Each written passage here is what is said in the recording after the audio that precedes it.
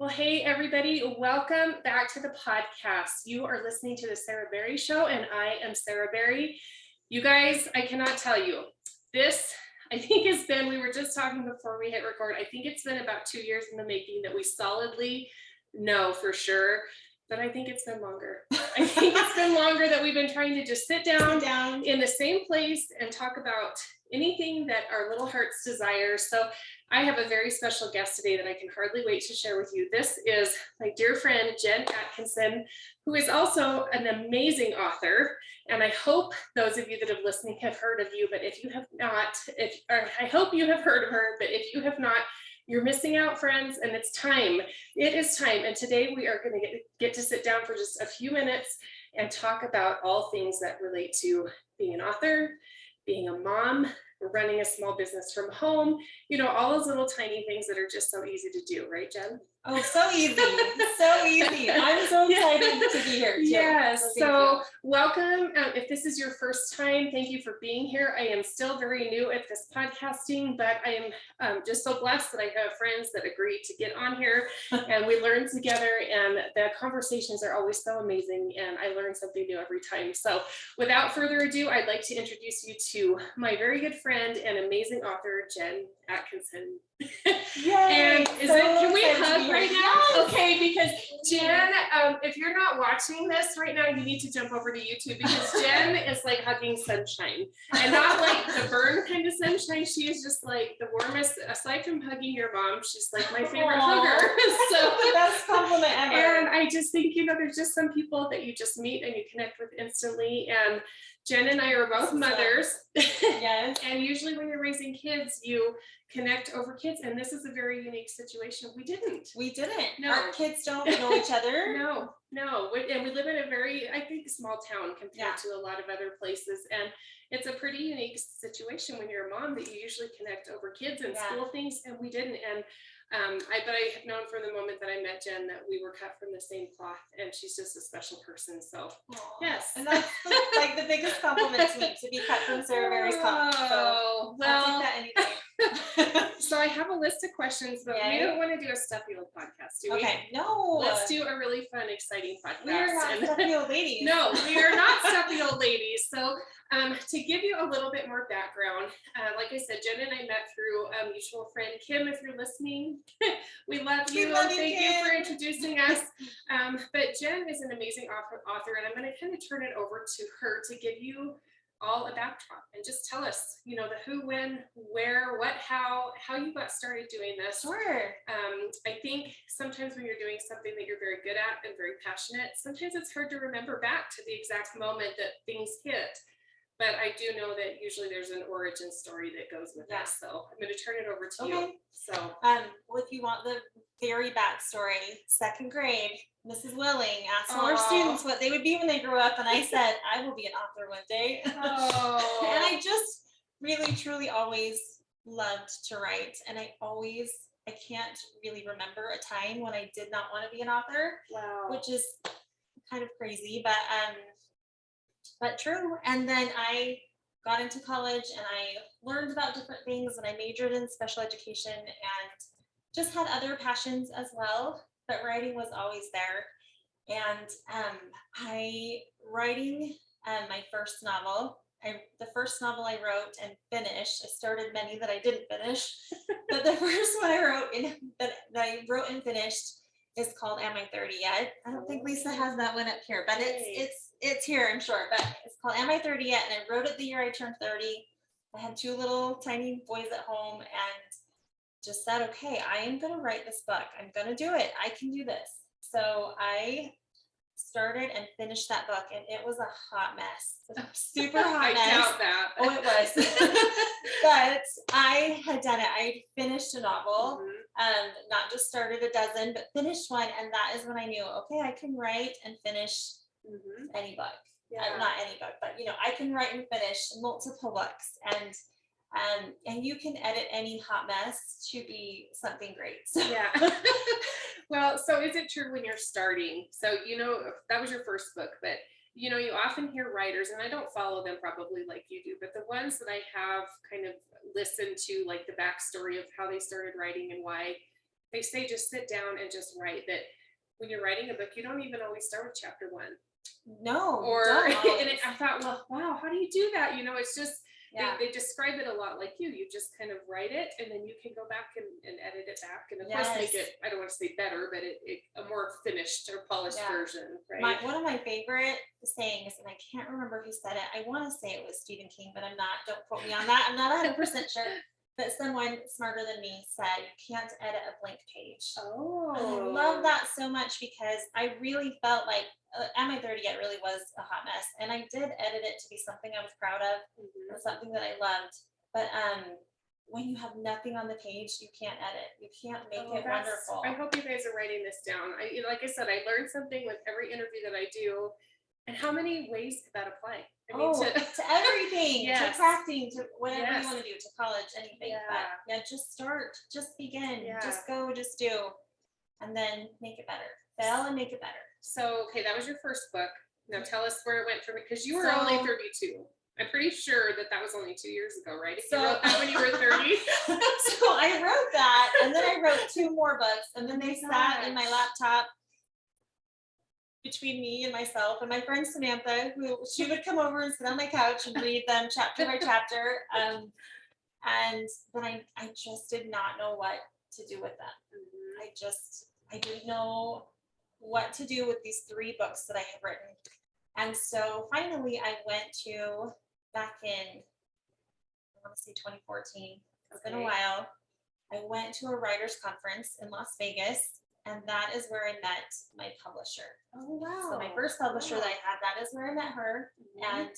And I had, you could pitch your book to publishers. They gave you like 2 opportunities to pitch your book to these Interesting. different publishers and different agents who had come. So I did that. I was terrified. I was so afraid. I was talking to one man and broke the pen that I had in my hand because I was just so scared. I think writing a book is sort of like wearing a trench coat with nothing underneath, and then you decide to let someone read what you've written, and it's scary. It's just like crashing the world, which is well, it's true. Well, it's true. And any creatives, any authors, any artists, anybody out there listening right now, you know exactly what Jen is describing. It's not, she wasn't just putting her book out there. You know, you feel like you're just giving exposed. your heart. It's you out there. And I think unless you're a creative person and have ever put your work out into the world, people don't fully understand the emotion that's behind something that's like that. It's terrifying and wonderful and awful all at the same time. But, so I didn't even pitch to my publisher. But they did this thing called the first page read, and they had a panel of agents and publishers, and they randomly drew first pages that people had submitted. And the same person read them from the beginning, and the author, or this was scary too, even though no one knew whose page was whose. The publishers and the agents would raise their hand when they would stop reading and throw it out. Oh, and say, I'm done with that one. And most of them did not make it through the first paragraph. Oh my gosh. And then they would explain, this is why, it was super helpful. They would explain, this is why I stopped reading. And they made it through my entire page. That's huge. I was like, my knees were shaking under the table. It was so great. And so afterwards, my publisher, who was helping run the conference, she found me and said, I want you to submit this novel to me. So that's how I met her, and how my first book was published. It was called Like Home, and she published 2 more of my books, and then I decided to go another route. Okay. So if there are any aspiring authors out there, since we're kind of on the topic of publishing versus not, I am completely oblivious to this wheelhouse. I know it's yours. So can you kind of walk us through, if there is someone out there in their trench coat who have not yet opened it, call 1-800, no. That's right. But could you kind of just give us a little more backdrop of self-published versus hiring a publisher? Absolutely. Pro cons, that kind of thing. So I have done both now. I have indie published, which is independent publishing, as well as traditional publishing, which is using a publisher. And the thing that I didn't realize when I was first starting out is that independent publishing is a choice.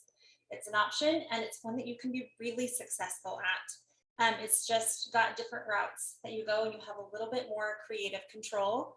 So when you submit to a publisher, you can use an agent. You have to submit to an agent if you do it that way, be accepted by an agent, and then they will help you submit to different publishers. Okay, so you're not just out there alone necessarily. You Right. still have someone that kind Right. of guides the process. If you go that route. So there's Okay. a couple of routes. So if you Okay. traditionally publish, you can go the route of an agent, which means you have to find an agent, and then your agent will help you find a publisher. Okay. Or you can submit to publishers on your own. Okay. So where I went to this writers conference and my publisher said, I want you to submit to me, I did not have an agent because of that. Wow. So like I said, my publisher published 3 books for me, but there were certain things that I had to sacrifice, right? You don't make quite as much money, and the average pay for a traditionally published author is 10%. Oh my gosh, 10%? 10%. So when you, like, big publisher, small publisher, it does not matter. So when you buy my book on Amazon and it's $17, I make $1.70 from that. Oh my goodness. Because the publisher has to pay their editors, they have to pay their cover artists, they have to pay themselves, right? They have to pay all these people. So I am just one of the other people that they have to pay. Wow. So there's pros and cons to both. Some publishers are really good about helping you learn marketing, and mine was not. So I had 3 books published with this company, and I wasn't happy with my covers, and they changed the name of Am I 30 Yet, which I don't know why, but I loved the name of that book, and I felt like that was the correct name for that book. And my arguments failed. And in the end, because they are paying for everything, they do have the last say. So traditionally published, you know, it's still your baby, but they do have the last say on a lot of things. Oh, books are falling. It wasn't us. So that was one thing. I didn't ever think of myself as controlling until I started publishing books. And then I was like, wait, but I don't like that. Well, I have an argument for that though, because for anybody you know, and we've all read a book, and books, of course, are better than the movie. I am definitely in that camp. Every time. But you know, you get this picture of the characters and the storyline, and you have your whole thing, and then you see the movie, and you're like, wait a minute, that's not how I have her pictured. I can imagine when you're the author and the title changes. It's like, wait a minute, that would be tough. It was hard. It was hard. Am I 30 Yet? It's definitely a romantic comedy, and I wish that I had a copy of it here so you can see it. But, and their cover was kind of serious and dramatic, and then they changed the title to, it was a line from my book, and I loved the line, but the line was not the title. It just didn't work. So that was kind of the last straw with me. Honestly, I did a lot of praying and a lot of soul searching and a lot of swallowing my pride, because I had a publisher, and it's hard to get a publisher. It really is. Sure. It's a difficult process to find a publisher, and I was just going to give that up. But after a lot of prayer and a lot of Heavenly Father humbling me, I realized, okay, I can be independently published, and a lot of like discussing with other authors that this is a choice. It's not necessarily okay, I have failed and now this is what I'm going to do. But a choice of what you want to do. And independently published, I hire my own editor. I wasn't always happy with my editor, with my publisher. And independently published, I hire my own editor. I've switched editors before, and I'm able to do that because I'm independently published. I have my own cover artist. When I don't love the cover, I ask him to make a different one. So I think you bring up a good point, and I'm like the queen of rabbit holes, just so you know. I love it. Or squirrels, you know, you name it. I have a black belt in squirrel chasing, so that's I am pretty good at tangents myself. But you know, I just want to point this out, and it's as much for you as it is, again, for anyone that's out there sitting on an idea, sitting on a dream, and wondering. Guess what, Jen? You were writing before you had the publisher.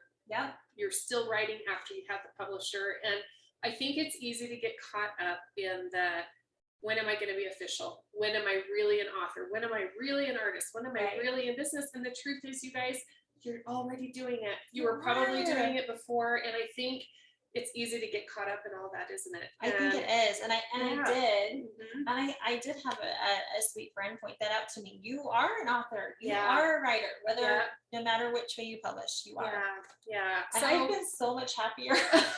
isn't it interesting? Yes. You I'm don't realize so much what's holding happier. you back until you cast it off, and it's like, oh my gosh, I was my own roadblock with this a lot of times. Oh, So, I absolutely was. yeah. So Okay, so no publisher now. nope.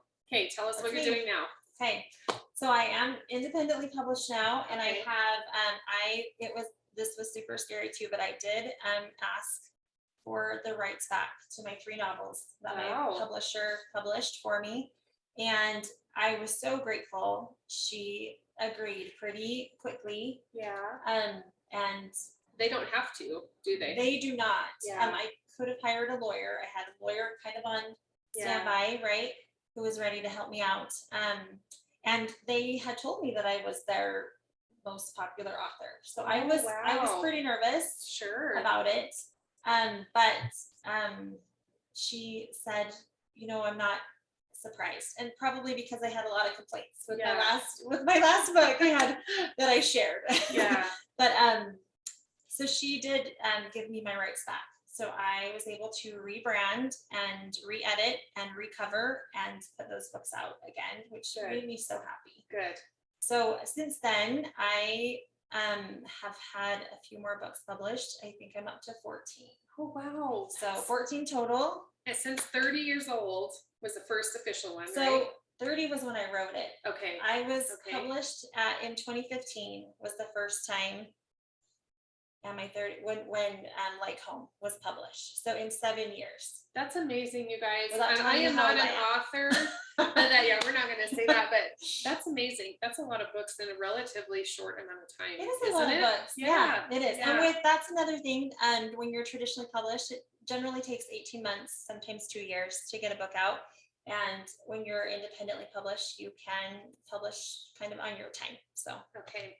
So we're going to get into kind of the nitty gritty of this Okay. now. So where do your ideas come? When do they come? Like I know that I do my best thinking in the shower, or like heaven forbid at 3 a.m. when you should be sleeping, you know, the most random things. And I think I've had some wonderful bosses. I've worked in some wonderful organizations, but now that I am running my own business, first of all, if I had a nickel for every time someone said, wow, you can work whenever you want, I would get retired, because if you're not working, you're not making money when you're a small business. But I think it's business hours, just like anybody else. I know, it's crazy. And I think, you know, I don't want to paint everything with a broad brush, but I think when you are a creative minded person, it's difficult to switch on an 8 to 5 kind of situation in terms of creativity or producing a body of work. So when do you get your ideas? Where do they come from?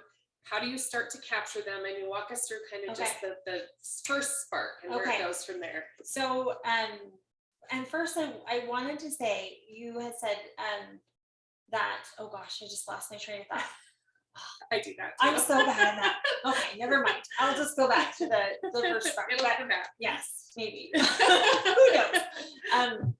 But it's funny. I have gotten ideas for books in so many different ways.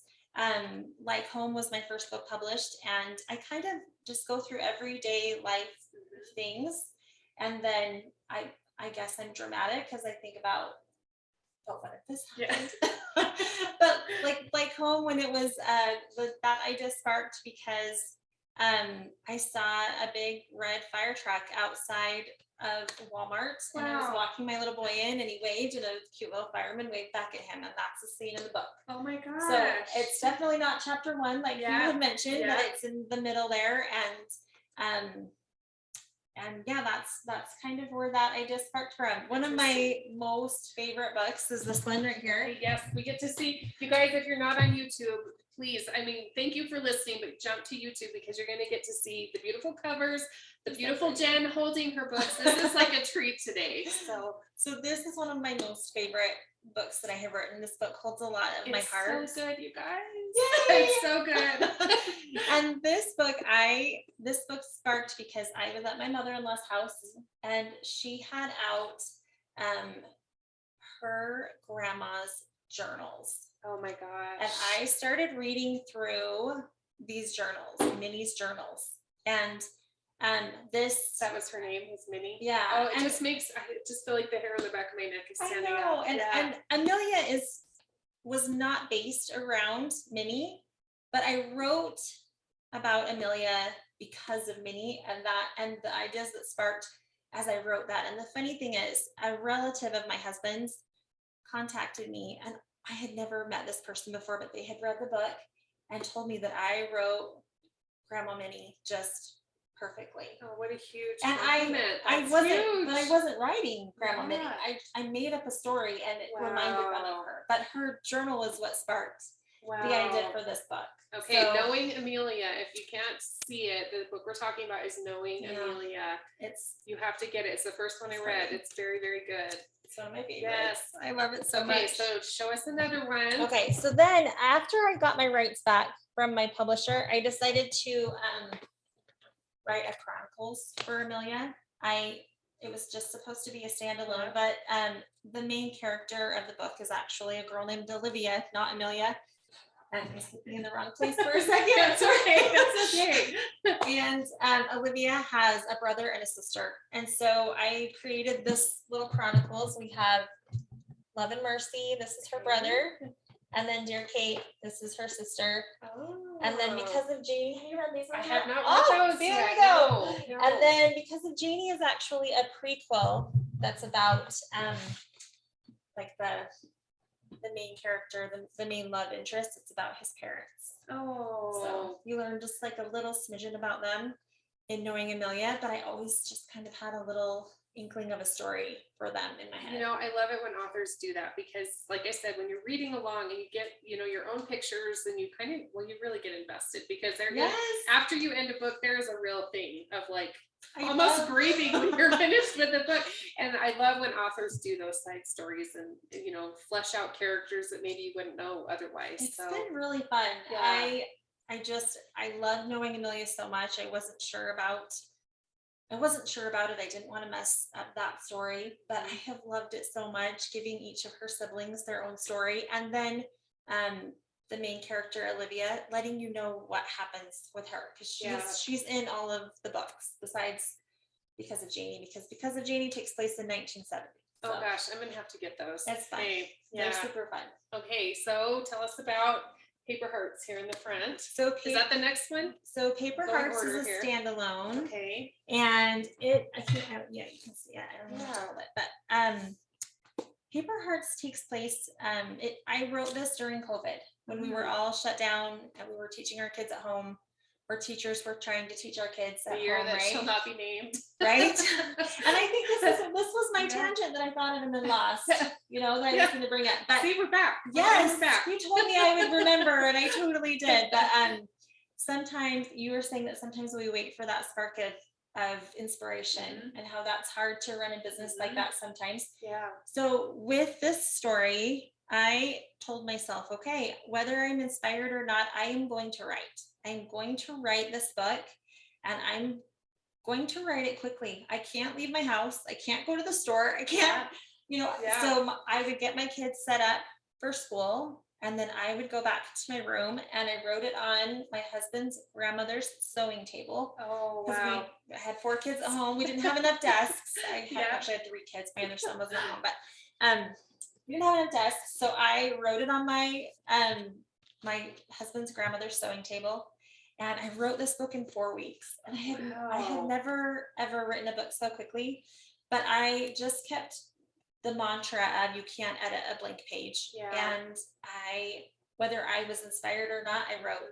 And I would call my friend Samantha and I would say, I think this book stinks. Yeah. I don't think it's any good. Because I just was writing it so fast, and I kind of wrote it without that spark of inspiration. I just wrote, but I did write from a lot of feeling. I tried to give it a lot of love. Yeah. Not necessarily inspiration. And it's one of my most favorite books now. Well, I love it so much. Writer's block is a real thing. It is. It's a very, very real thing. So what do you, there's just something to be said, first of all, for the discipline, whether you're trying to run a marathon, whether you're healing from an injury, where you're learning to cook, there's so many things I think that there's a lot to be said for pushing through when you don't want to. And sometimes the most beautiful things come out of left field when you're not feeling creative. It's interesting what can come from times like that, I think. So absolutely. And COVID was an emotional time, and I do feel like there's so much emotion and very raw emotion in that book. And I think that's why I love it so much. And honestly, I didn't know that I even liked it until I went back to do that first edit.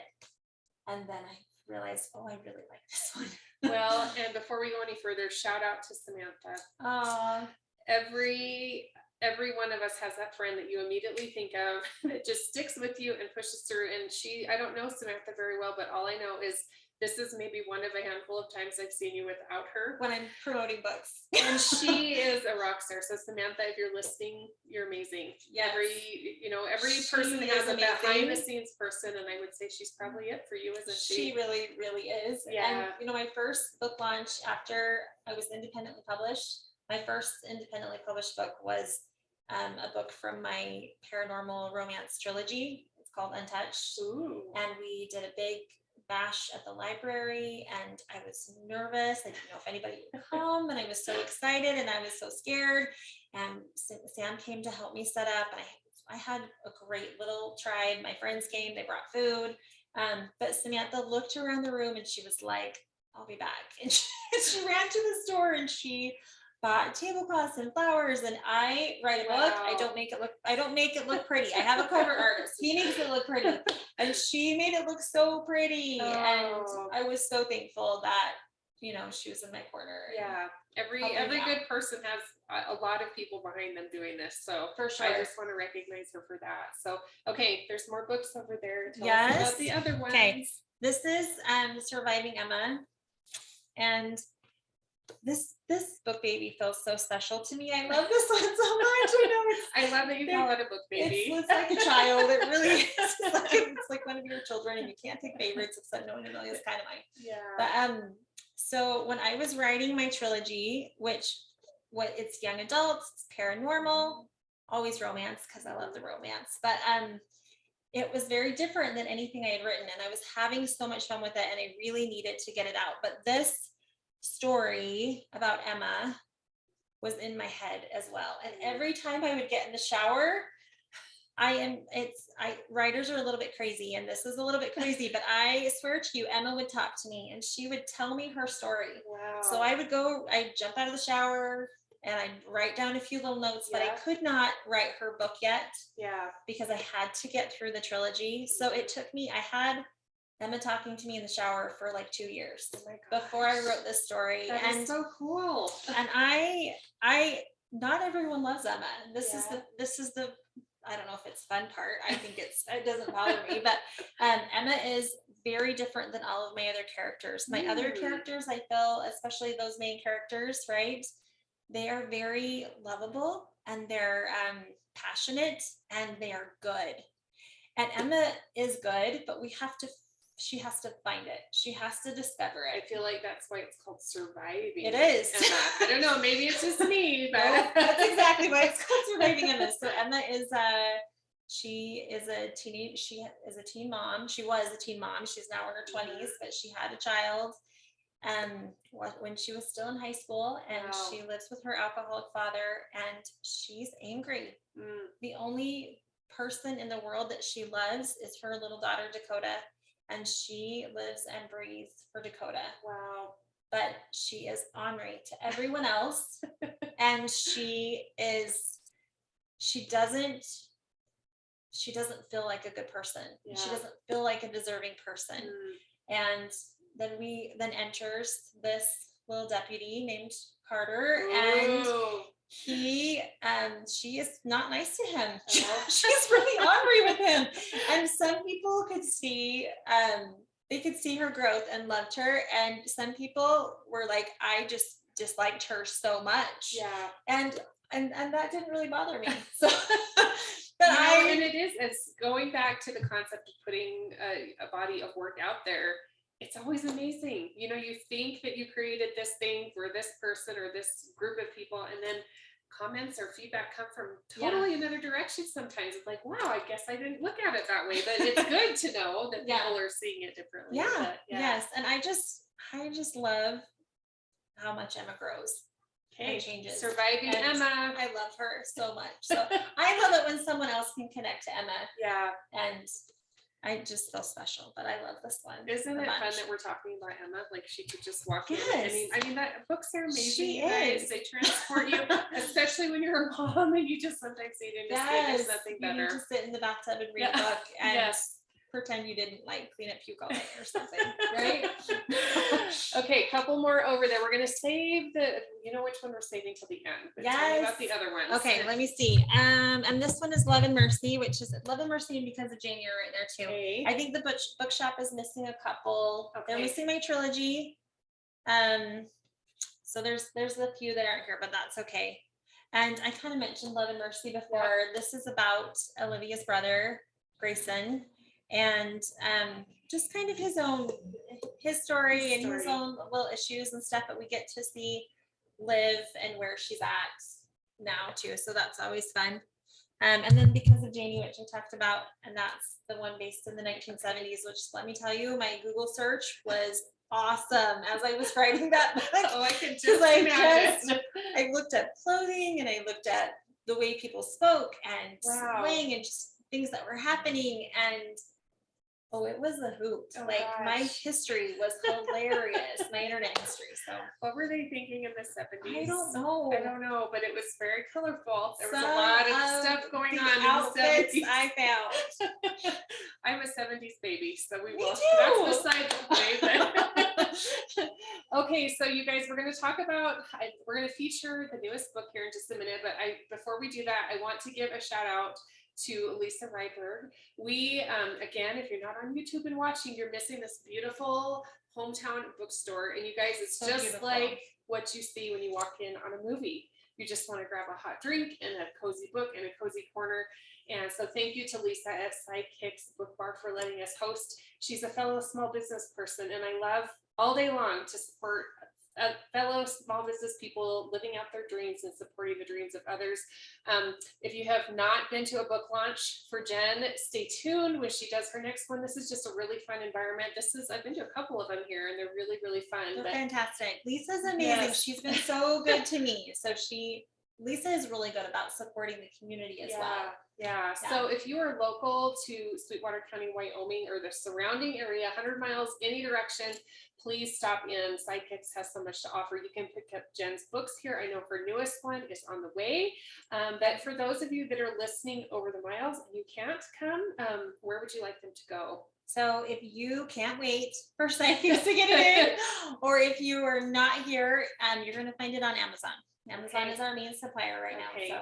And this is interesting. We were talking again before I hit record on this. You know, I know it's important to leave reviews. Yes. There's so many ways, you guys, you can support a small business, and of course, buy the books. So, number one, buy the books, but there's lots of different ways that you can really bolster a small business along. And I know how important reviews are, but Jen was just telling me it's really interesting, especially through a launch, if everybody just goes on the first day, but nobody buys the second day, what happens? So it kind of teaches the Amazon algorithm that your book actually isn't that important or isn't that popular, or people really aren't searching for it. So it's more of a mountain climb. They want you to start at the bottom and get to the top, right? You have to take each step at a time. So it is really important that there are sales every day, and those we talked about, like those pre-order sales, those are really important and helpful too.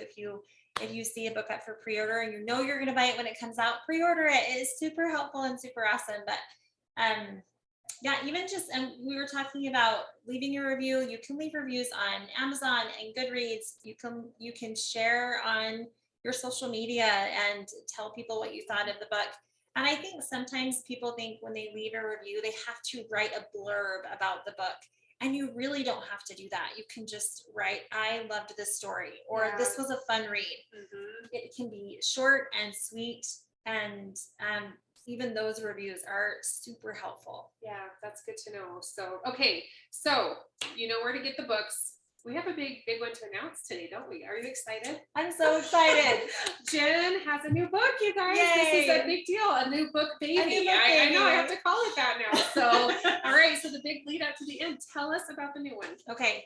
So this one, the idea for this book is kind of a fun story. Okay. So last year I was teaching at the high school, and I taught resource English to 10th graders. Oh.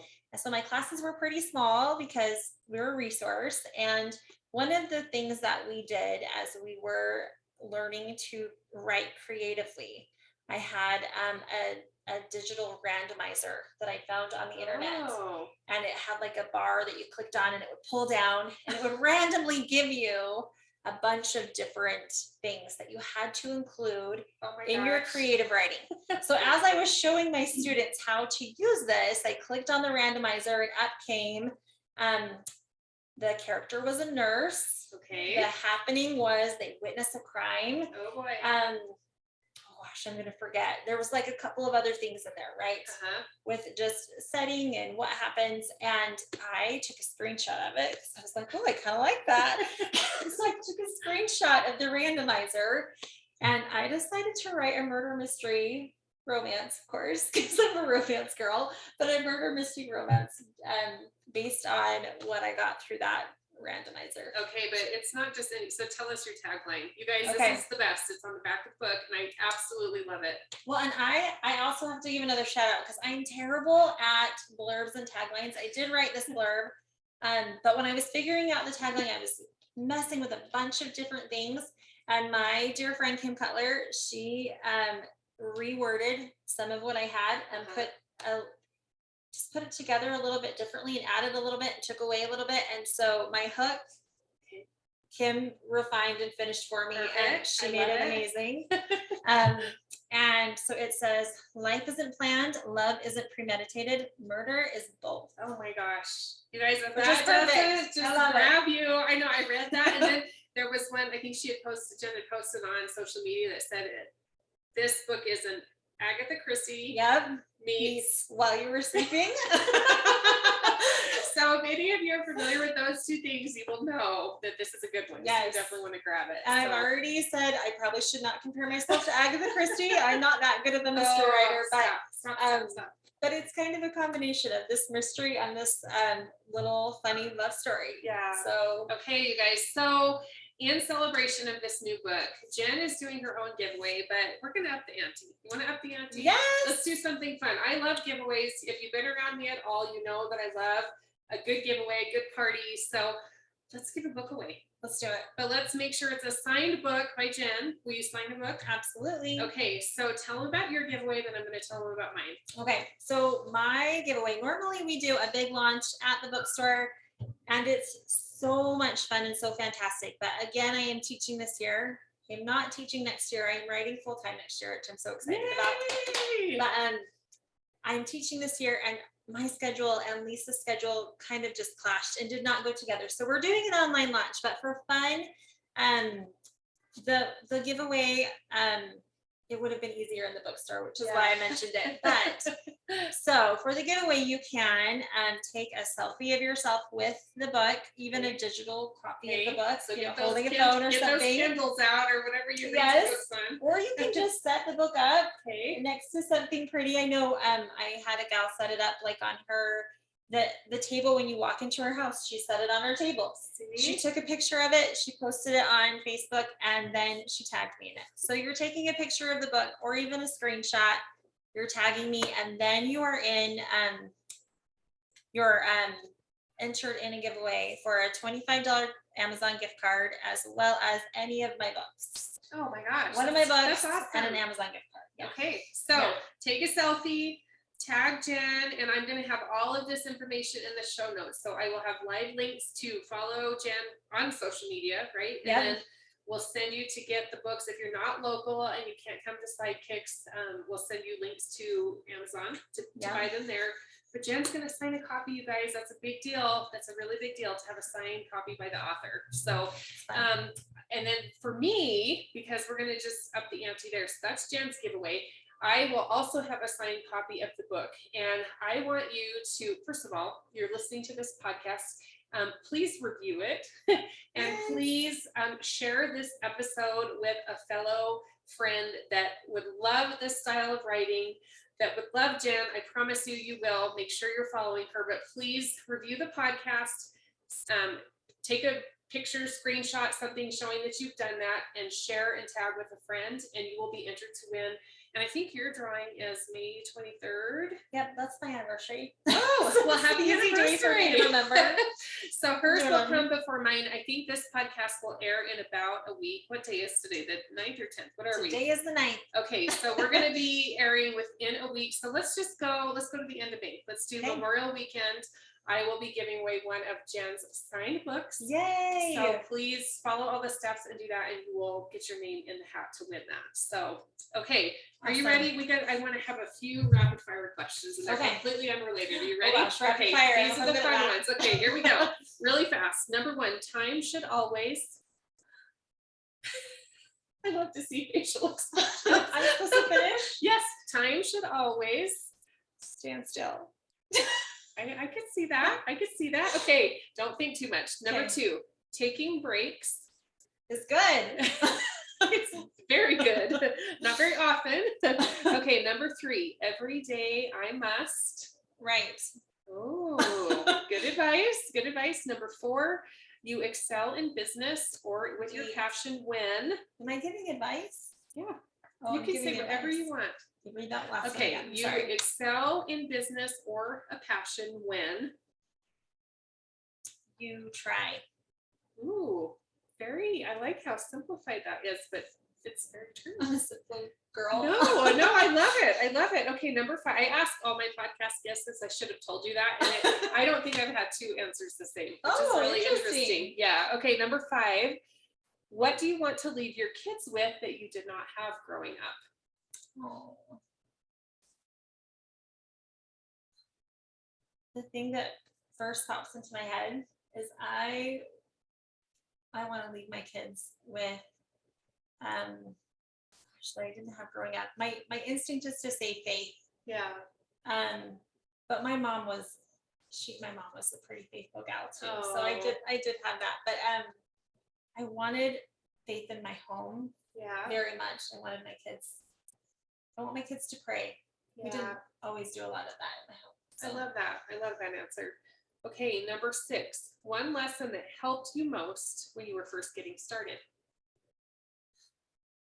I have to go back to you can't edit a blank page. That is my favorite writing mantra. And when I am stuck or not feeling it, I just have to remind myself, just do it. Yeah. Just do it. And even I have cut whole chapters before, but I've also taken something that was not great and made it pretty awesome. I think you guys, I really think that's going to stick with me today. That was like the one takeaway. It's like, oh my gosh, that can be applied so many different ways. I love that. So someone else said it. I can't remember who. Credit to the person that inspired us. Okay. Number 7, if you created a law everyone had to follow, what would it be? Be nice. Oh gosh, we could use a lot of that nowadays, can't we? More now than ever. Yes, just be nice. Okay, number 8. What is something you know to be true that many people would disagree with you on? These are so hard. Make you think. Gosh, Sarah, I don't know. Everything I'm thinking that I know to be true, I think other people probably believe that too. Okay, so let's revise it then. Oh, wait. You have it? Okay. This is what I believe to be true, that I don't know that a lot of people do, but I do. I believe even if you have the smallest, simplest dream in the world, God cares about that dream. Okay, I revised what I just said a second ago. I'm taking back today is my favorite thing. I'm going to write that down. So, okay, that was wonderful. Say it again. Even when you have the smallest, simplest dream or desire, God cares about that. I think sometimes we think this is silly or this is stupid. If it's important to you, it's important to God. Mm-hmm. I love that. That's my favorite thing that we've said today. Hey. Okay. Number 9, biggest lesson you've learned in the last 12 months. Oh gosh. Okay. This is the biggest lesson I've learned. I can do hard things. I can do really hard things. I am teaching 3rd and 4th grade online, and it is really hard. Oh, and there have been a lot of times when I have thought, I cannot do this. My 44-year-old brain, I just told you how old I am, does not remember how to use a protractor, but I have learned. Oh my gosh. I cannot teach these kids how to multiply fractions. I don't remember how to, but guess what? I have learned. It has been hard. It has been trying, but I have done it, and it's made me feel like I can do this. This is going to be hard, but I can do it. I can do hard things. Yeah, I love that. Okay, last number 10. Okay. What's the last thing you want to leave us with today? It could be words of advice. It could be a joke. You could do a dance. Once again, if you're not on YouTube, you need to be. Not really. We could really groove in here, but what do you want to leave us today? I think books are about taking a minute for yourself, and you are worth taking a minute for yourself. And I think because for a while I did think, this is so silly. Why would God care if I wrote a romance story? But it's important to me. Yeah. And I believe now that it's important to him because it's important to me. And it's important to me because I love to share a good filling story. And I feel like you deserve to take a minute for yourself. Yeah. For that good feeling. I love that. And I was telling Jen again, we had our little chit chat before we hit record today, but for those of you that are following this podcast and have listened since episode number 1, I proclaimed that it was going to be about business and especially creative business, but I'm already finding it's hard to bottle that. It's hard to deny the fact that people that are doing what they love, they're doing it in service to other people, big or small, private or public, you're magnetized to those people. And Jen is absolutely one of those people. And I hope if you take anything from today, you just feel the inspiration and just that little nudge that you have, and you're thinking about it right now as I'm even saying these words and then listening to Jen. Take the chance. It's important. Write the words. You can't edit a blank page. And I hope that you just learned from today that something turns into something else, and you never know when you're inspiring. You never know when you're changing someone's life, and it's worth the risk. You could go down in flames, but it's much worse to know that you had the idea and you never did anything with it. So absolutely. Jen, you're amazing. Well, you're amazing. I'm going to hug her again because she's just the best hugger that ever was. And it's like my secret talent. I know. It's a great talent to have. If you ever get to hug Jen in person, please do it. But you guys, all the info is going to be in the show notes. Follow Jen. Help a girl out. Buy the book, review the book, tell your friends. You guys, they are worth it. The newest one, Love in Theory. Come to Sidekicks and pick it up here, or go to Amazon and grab your copy there. So Jen, will you come back again? Yes. Okay, I feel like we need to do another one of these each time there's a new book, or just for fun. We need to do this. It took us 2 years at least to do today, and I'm so grateful. Me too. All right. Thank you guys. We'll see you the next time.